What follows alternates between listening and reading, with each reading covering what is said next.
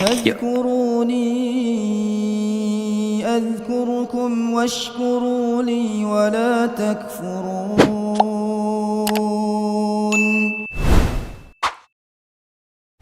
Peristiwa pertama berdoa, peristiwa kedua dikabulkan. Antara berdoa dan dikabulkan tidak ada jeda. Baru selesai minta, seketika turun malaikat menyampaikan doamu terjawab. Tidak menunggu sholatnya selesai. Ternyata kalau sholatnya benar, itu seketika terjawab. Dan itu dilakukan dalam sholat. Dan masih berdiri, belum selesai sholatnya. Baru mulai sholat, minta. Apa yang terjadi? Dan beliau meminta dalam keadaan berdiri. Nabi Zakaria seorang nabi, sholat berdiri dikabulkan. Kita umatnya Nabi Muhammad sebelum sholat ditunggu oleh Allah mau minta apa aku kabulkan.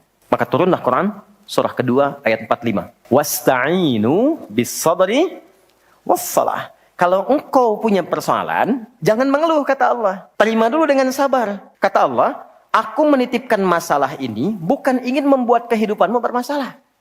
Tapi meningkatkan kualitas hidupmu supaya lebih baik kemudian hari. Karena itulah ketika aku berikan, tak mungkin aku titipkan kalau engkau tak mampu. Maka turun ayat berikutnya. La yukallifullahu nafsan illa. Jadi nggak mungkin diuji itu Anda nggak mampu, nggak mungkin. Lalu katakan, inna ma'al usri yusra. Bahasa kitanya begini, pasti berakhir, pasti selesai. Nggak ada yang nggak ada solusinya. Kalau sedang punya persoalan, tanamkan itu dalam jiwa. Makanya disebut al-insyirah, sesuatu yang lapang. Kalau kita menerima dan mengatakan seberat apapun pasti selesai. Gak mungkin Allah tinggalkan. Tanamkan pada jiwa. Itu minimal lapang hati kita.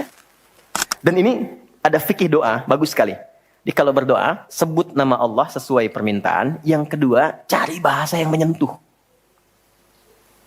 Itu semua Nabi begitu. Maka cari kalimat yang lembut. Nabi Zakaria mengatakan, ya Allah, mereka mengatakan gak mungkin. Maka aku memohon kepadamu yang tak punya batas. Dan kalau engkau aku mohonkan kepadamu tak mengabulkan juga, kepada siapa lagi aku mesti meminta? Kita mohonlah dalam berdiri kepada Allah kalimat yang langsung Allah ajarkan. Perhatikan baik-baik. Allah perintahkan salat, fa'budni, ibadah kepadaku. Maka kita katakan iyyaka na'budu. Engkau perintahkan aku salat untuk menghamba kepadamu. Sekarang aku hanya menghamba kepadamu saja. Iyyaka na'budu. Wa iyyaka nasta'in. Dan sekarang ya Allah, saya punya persoalan. Dan engkau maha tahu dengan itu semua. Dan saya hanya menghamba kepadamu dan memohon solusi darimu. Saya tanya pada Anda, kita bacakan iyyaka na'budu wa iyyaka nasta'in dalam keadaan apa? Berdiri. Kan dalam baca Al-Fatihah berdiri kan? Kita baca saat berdiri. Nanti Anda akan temukan kaitannya dengan Nabi Zakaria. Nabi Zakaria minta berdiri dikabul, kita belum minta sudah ditunggu. Dalam berdiri diminta membaca ini. Perhatikan hadisnya, hadis qudsi dari sahabat Abu Hurairah radhiyallahu taala anhu dari Nabi sallallahu alaihi wasallam. Kalau hambaku benar menunaikan salatnya sebagai hak aku dan kewajibannya, maka kewajibanku pertama kepadanya mengabulkan apapun yang dia minta dalam salatnya. Hadis qudsi kan. Sekarang lihat poinnya. Wa idza qala al-'abdu iyyaka na'budu wa iyyaka nasta'in. Kalau hamba membaca sampai di kalimat ini, ya Allah, sekarang aku menyembah seperti engkau perintahkan hanya kepadamu. Dan aku punya persoalan dalam hidup. Dan engkau maha tahu, aku minta solusi hanya kepadamu. Qala Allah azza wa jalla, Allah jawab, hadza baini wa baina abdi. Ini perjanjian aku dengan hambaku. Wali abdi. Kalau hambaku benar salatnya dari mulai takbir sampai bacaan ini, masalah. Apapun yang dia minta sekarang, aku kabulkan. Nabi Zakaria salat minta dijawab. Kita umatnya Nabi Muhammad karena keberkahan nabinya belum minta sudah diberikan jalan. Makanya banyak orang memohon dalam salat. Dan tidak sedikit yang dimintakan mustahil menurut manusia. Ibunda ya bani Adam, khudhu zinatakum 'inda kulli masjid. Hei anak cucu Adam, kalau sudah ada panggilan terdengar dari masjid, kenakan pakaian terbaikmu. Tuh. Kapan panggilan dari masjid tiba? Saat azan kan? Ya kan? Allahu Akbar, Allahu Akbar. Nah itu orang khusyuk, baru dengar panggilan, dia sudah menyiapkan pakaian terbaik. Menghadap Allah loh. Anda menghadap pimpinan pakaian bagus. Ya kan? Kadang-kadang dipersiapkan. Jaket sebelumnya, pakaian dijahit sebelumnya. 2 pekan sebelumnya pesan sepatu yang sesuai. yang belum tentu dia memberikan jawaban dari proposal Anda. Ini Allah manggil 5 kali dalam sehari. Kan? Pengen khusyuk tapi pakaian seadanya. Udah sholat datang, celana seadanya, pakaian kaos. Depan Messi, belakang Ronaldo. Malaikat bingung. Nggak. Memang secara fikih sah. Tapi secara moral, akhlak, etik akhlak kita kepada Allah, rasanya nggak enak mau minta begitu. Ya kan? Coba rasakan ya. Anda nanti pas mau sholat misalnya, malam lah supaya rasanya ke hati lebih kuat. Cari pakaian terbaik. Rasakan kenikmatannya. Persiapkan dengan baik. Berwudu dengan benar. Demi Allah saya katakan, tidak ada yang paling indah suasananya ketika Anda datang dengan penampilan demikian. Rasakan bedanya. Bedakan rasanya. Pasti akan terasa bedanya. Lain. Ketemu ini, Rob. Di masjid itu kan cuma 2 panggilan kan? Kalau bukan panggilan untuk sholat, ya kan? Yang kedua apa? Meninggal kan? Telah meninggal dunia, gitu kan? Perhatikan. Wa annahum ilaihi raji'un. Kenapa Anda persiapkan itu? Rasakan. Mungkin itu panggilan untuk kembali kepada Allah. Yuk siap-siap sholat. Rasakan sholat ini sholat perpisahan kita dengan dunia. Mungkin kita akan pulang menghadap Allah.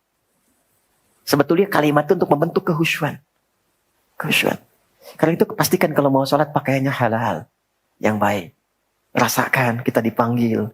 Itu membawa kehusyuan pertama. Dan ke hati akan beda. Karena itulah dimulai persiapannya dari iqamat. Iqamat itu dari aqama yuqimu, persiapan untuk mengondisikan diri. Maka kalimat Allah disebutkan. Allahu Akbar, asyhadu an la ilaha illallah, siap-siap. Khusyuk. Kalau sudah begini, persiapan sholat kita sempurna. Cuman problemnya, setan itu belum bertugas. Dia bertugas ketika kita mulai bertakbir. Jadi begitu bertakbir, Allahu Akbar, suasana tadi yang terasa khusyuk itu bisa dibuat kabur oleh setan. Uzkur kata. Kata setan, ingat ini ya, ingat itu. Maka yang tak ingin kita ingat muncul semua. Hatta la yash'ural musalli kam raka'atan yusalli. Sampai-sampai ada orang yang tidak sadar berapa rakaat sedang menunaikan sholatnya. Selama kita sholat. Ribuan kali ruku', ribuan kali sujud. Apakah sholat yang dilakukan sudah membuat diri kita menjadi tenang? Apakah sudah merasa dekat dengan Allah sehingga semua kegiatan merasa terawasi? Kata-katanya baik, pandangannya terukur, langkahnya ke tempat yang disukai. Apakah sholat sudah membuat diri kita lebih tenang? Apakah sholat menjadikan doa kita sudah terkabul? Apakah sholat menjadikan diri sudah lebih baik? Jangan-jangan ada orang motivasi sholatnya pun untuk berbuat yang tidak baik. Apa yang salah?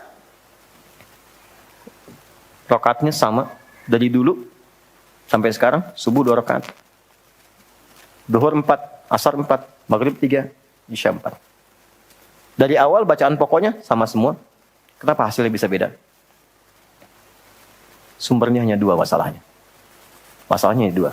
1, boleh jadi karena kurang khusyuk dalam sholatnya. Problem yang pertama. 2, boleh jadi karena ada orang yang sholat, tidak mengerti, tidak memahami apa yang dia baca dan dia lakukan dalam sholatnya. Coba lihat selama ini. Ya, coba lihat selama ini kita sholat. Coba lihat selama ini sholatnya masing-masing. Paham nggak yang dibaca tuh? Jangan-jangan ruku nggak ngerti yang dibaca. Sujud nggak paham yang diungkapkan. Bagaimana bisa khusyuk kalau nggak ngerti apa yang dilakukan? Kadang-kadang abis minta lagi. Rabbighfirli warhamni wajburni warzuqni. Minta rizki kan?